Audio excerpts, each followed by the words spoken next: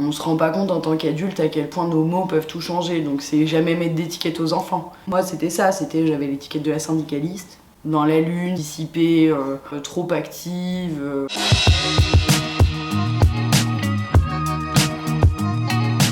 Je pense qu'aujourd'hui, on a l'imaginaire collectif qu'un prof, c'était un bon élève. C'était quelqu'un qui adorait l'école.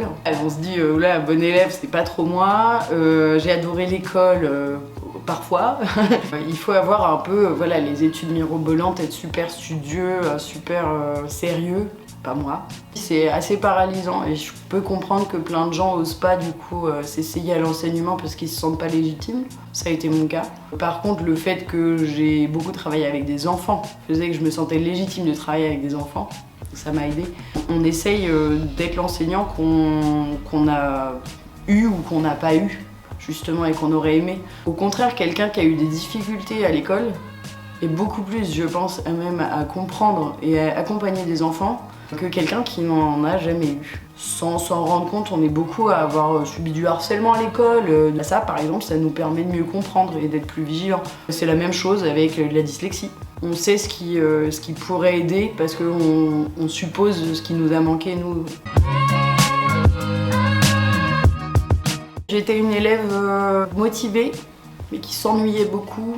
Pas parce qu'elle était excellente, hein, mais parce que ça me stimulait pas assez, je pense. En tant qu'élève, était très compliqué pour moi. Et du coup, j'ai eu assez rapidement une étiquette d'enfant agité scolairement. Et avec toujours ce truc de dommage.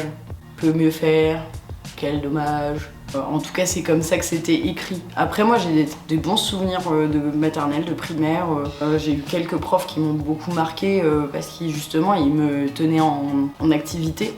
Mais globalement, j'ai un souvenir d'ennui. Je me sentais pas investie. En fait, quand on a l'impression que si on est absent, ça change rien, je pense que ça aide pas l'enfant. Les mots ont une grosse puissance, on en parle avec les formations du choix de l'école. C'était tellement dépendant du prof. Si je respectais pas le prof, je chutais dans la matière.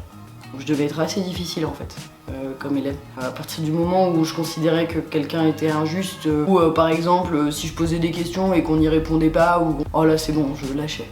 Je pense que plus tard, j'ai été perturbatrice. Parce que du coup, je menais un peu des révolutions. Ce qui est du coup très particulier quand on est de l'autre côté après.